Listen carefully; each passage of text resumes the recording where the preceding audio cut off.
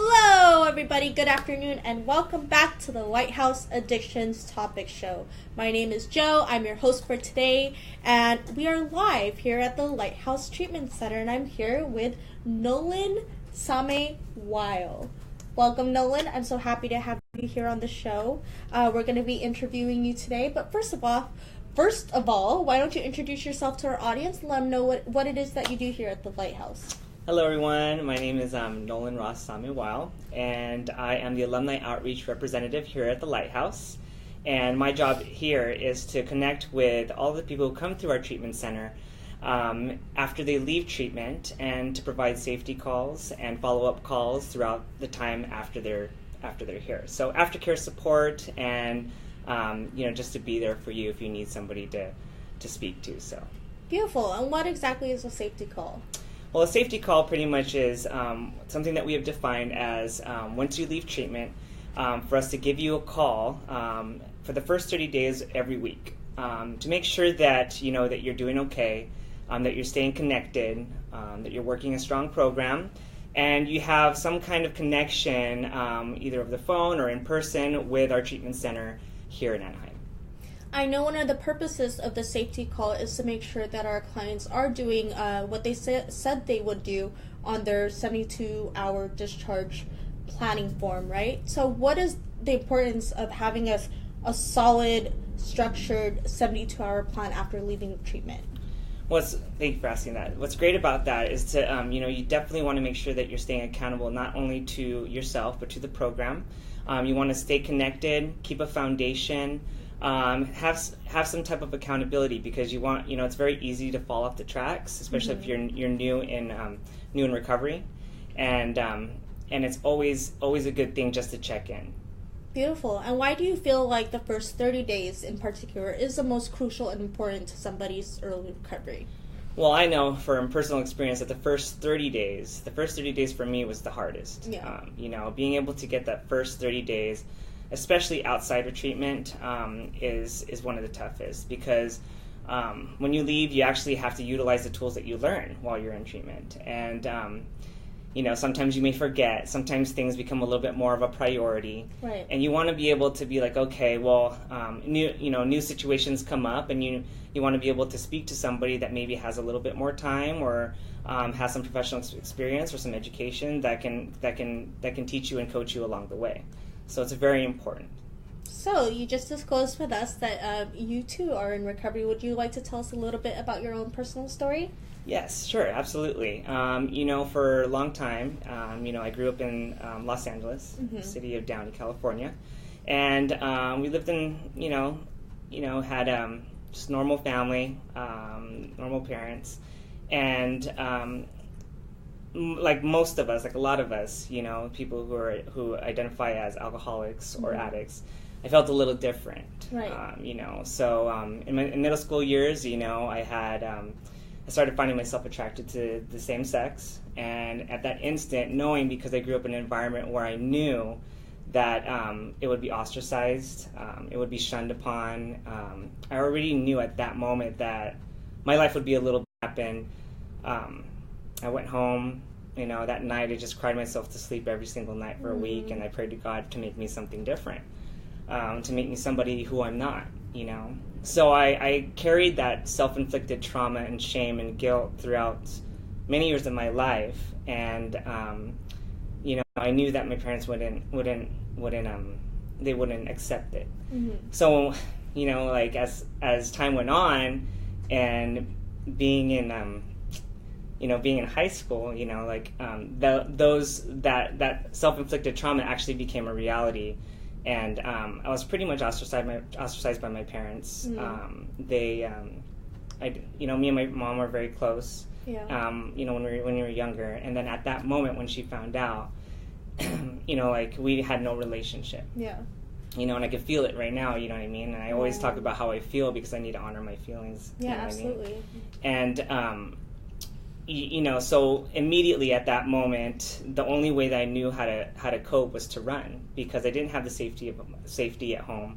I didn't have anybody I could cling to, no mentors, anything like that. So what I did was, I found I found ways to cope, and I started with diet pills in high school. Then it went into alcohol, Right. and then from alcohol it turned into meth. And then from meth, it turned into toxic relationships, sex addiction, all of that. So it progressed for a very long time. My addiction and my using was active for about 14 years. Wow. And I'm on October 31st. Yeah, October 31st, 2015. I finally hit my knees and surrendered after going to 2 rehabs prior. And then before I entered my 3rd rehab, and I'm about two years plus clean. So congratulations! I'm so proud of you. And luckily for me, I've been there through some of that experience, and it's really been an honor for me to watch you grow into the person that you are. And the alumni and the Lighthouse, very lucky to have you. Thank you. So you did mention a moment of surrender. So what exactly was your moment of surrender, and what did that look like for maybe some alcoholics or addicts who are struggling, who don't know quite what that is? Right. So my moment of surrender was very difficult. It took me a long time for me to reach that point. My ego was huge. I have a background in sales. So the industry that I was working prior was in real estate. And I was working for a very large real estate team managing 13 agents.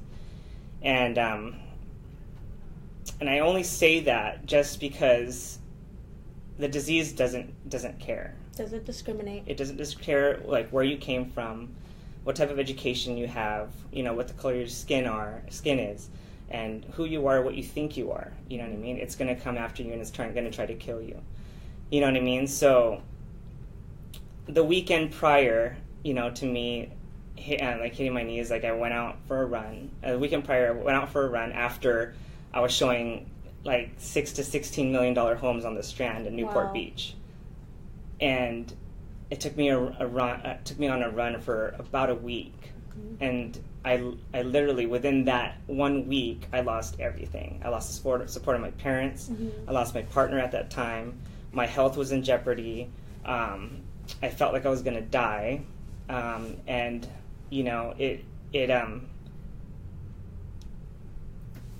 I lost everything. And I say that because you don't have to lose everything. Right. You don't have to go through the pain, the shame, the guilt that I have, you know what I mean? If you just, just humble yourself, you know what I mean? And just know that, you don't have to, you can see someone else's story, you can hear somebody else's story, and be like, okay, well, I don't have to lose everything. Right. You know what I mean? If I just know that using drugs or drinking alcohol to the point of, and using that to cope. So, yeah. So on October 31st, 2015, I hit my knees, and I prayed to God, and I found myself in treatment for the 3rd time, not that long after. Beautiful. And you've actually invited me to some of your fellowship events from your treatment center. So how has that helped you maintain a strong foundation of sobriety? Well, I definitely feel that being involved in an alumni program or being involved in a fellowship from the treatment center that you've attended is extremely important. And the reason why is because you're able to create that foundation. You're able to stay connected. You're able to say, hey, like Joe, you've gone through the same thing that I've gone through. Exactly. You know what I mean? Yeah. What do you think about this? What do you think I should do next? You know what I mean? As much as I love my family, outside of the fellowship or the foundation that I have, they don't truly know what I went through. They don't understand. Yeah, they don't understand the shame, the guilt, the stories that I had, even the growth, or and even the process Absolutely. of recovering. Yeah, absolutely. They see the very They try to understand something that is so complex and so detailed from a story that happened since years back. So it's important to stay connected with the people that you've gone through treatment, your counselors, your therapists, people that you even speak to just over the phone, such as myself working as an alumni outreach representative. Just stay connected. Beautiful. And now at 2 years and some change, what does your program of your recovery look like? Well, it's definitely still have a sponsor. So I have a sponsor. I work the steps. I go to meetings several times throughout the week. And, as much as, like I say, I work in treatment, that's not my program. Yeah. You know what I mean? Absolutely. So it's a huge misnomer for people who work in treatment to say I work in treatment. You know what I mean? Like, that's what keeps me sober. I do believe that it's more than that. You have to supplement that with your own program. You got to continue doing the work, continue being of service. I also serve on the board for a convention out in Long Beach.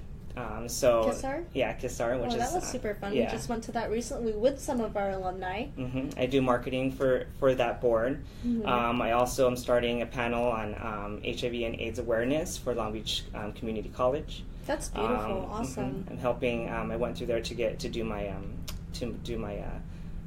requirements, my educational requirements for CCAP and to get my KDAC. So I'm going to be doing one at the end of this month. Nice. And, I'd love to join that. Yeah, you should come. Yeah, and support you. Yeah, that'd be awesome. And so it's nice just to be able to give back to the community that way. I get to tell my story, and I thank God each and every day that I'm able to do that. And it's an honor to do it, So that's beautiful. Well, we all know that recovery doesn't always have to be so serious. What are some fun things that you do in recovery? Oh, well, there's tons of fun things to do in recovery. We went ice skating.